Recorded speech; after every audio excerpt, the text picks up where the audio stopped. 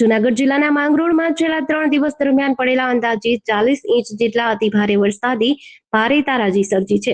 નીચાણવાળા વિસ્તારોમાં પાણી ઘૂસી જતા અનેક પરિવારોના ઘરમાં ઘરવખરી, અનાજ, ફર્નિચર અને અન્ય કિંમતી સામાનને ભારે નુકસાન થયું છે. પરિસ્થિતિને કાબૂમાં લેવા માટે તંત્રએ અનેક સ્થળોએ દિવાલો અને વંડાઓ તોડી પાણીના નિકાલનો માર્ગ બનાવ્યો છે, જેના કારણે કેટલાક વિસ્તારોમાં પાણી ઓસરવાનું શરૂ થઈ ગયું છે. જોકે હજુ પણ અનેક પરિવારો મુશ્કેલીનો સામનો કરી રહ્યા છે. બીજી તરફ શહેરને પીવાનું પાણી પૂરું પાડતા નગરપાલિકાના પાણીના સ્ત્રોત વિસ્તારમાં ભારે વરસાદના કારણે વીજ પુલ અને ટ્રાન્સફોર્મરને નુકસાન થતા હાલ પાણી વિતરણ ખોરવાયું છે, જેના કારણે લોકોની મુશ્કેલી વધી છે. આ સ્થિતિ વચ્ચે માંગરોળ નગરપાલિકાના સદસ્યોએ અસરગ્રસ્ત વિસ્તારોની મુલાકાત લઈ નુકસાનનું નિરીક્ષણ કર્યું અને જિલ્લા કલેક્ટર અને રાજ્ય સરકાર સમક્ષ માંગ કરી છે કે અસરગ્રસ્ત પરિવારોનો તાત્કાલિક સર્વે હાથ ધરી ઘરવખરી, અનાજ અને અન્ય મિલકતને થયેલા નુકસાન બદલ યોગ્ય રાહત પેકેજ અને આર્થિક સહાય વહેલી તકે આપવામાં આવે.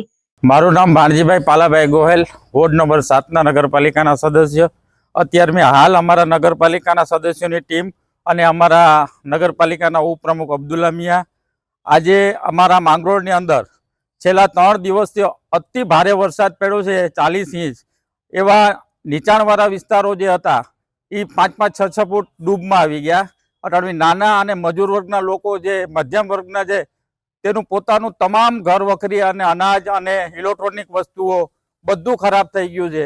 અમારા નગરપાલિકા વતી સરકારશ્રીમાં એવી માંગણી છે કે આની વહેલી તકે સાચો સર્વે થાય અને આને લોકોને આનું વળતર મળે.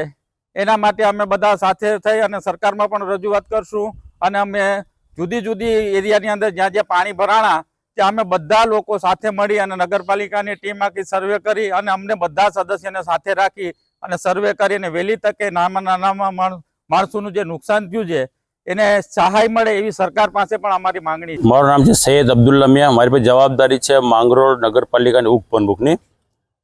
હાલ 3 દિવસની અંદર આશરે 40 ઇંચ જેવો વરસાદ માંગરોળ વિસ્તારમાં પડ્યું છે અને માંગરોળની અંદર અનેક વિસ્તારોમાં જેમ કે ગદરમા વિસ્તાર, રાણીબાગ વિસ્તાર, વલ્લી વિસ્તાર, આપણે રાઠોડ સોલંકી સોસાયટી, તિરુપતિ નગર, જાનકીનગર, શક્તિનગર, મીઠી વાવ, સોલ વાવ, બંદર વિસ્તાર, આવા આખા ફરતા નીચાણવાળા વિસ્તારની અંદર ફૂલ પાણી ભરાઈ ગયું હતું.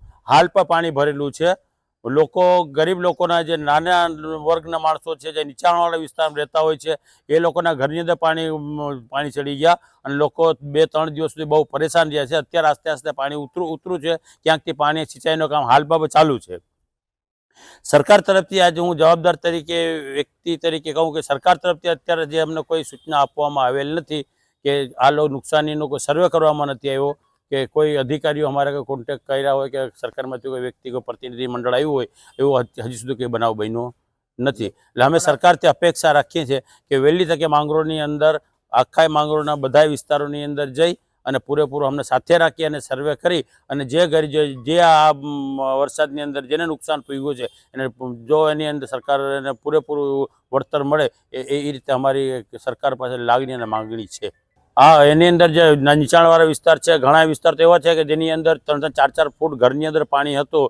એવા ગરીબ લોકોના જે મકાન છે કે જે ઊંચા બનાવી ન શક્યા હોય એવા વર્ગના લોકો જે છે એ લોકોને વાર્ષિક જે અનાજ ખરીદેલું હતું એ બધું અનાજ પલળી ગયેલ છે, ત્યાં બગડી ગયું છે, પલળી ગયેલ છે. ત્યારબાદ એ લોકોની ઘરવખરી ખરાબ થઈ ગઈ, ફર્નિચર ખરાબ થઈ ગયા છે. નાના માણસોને બહુ મોટું નુકસાન સહન કરવાનું આવ્યું છે.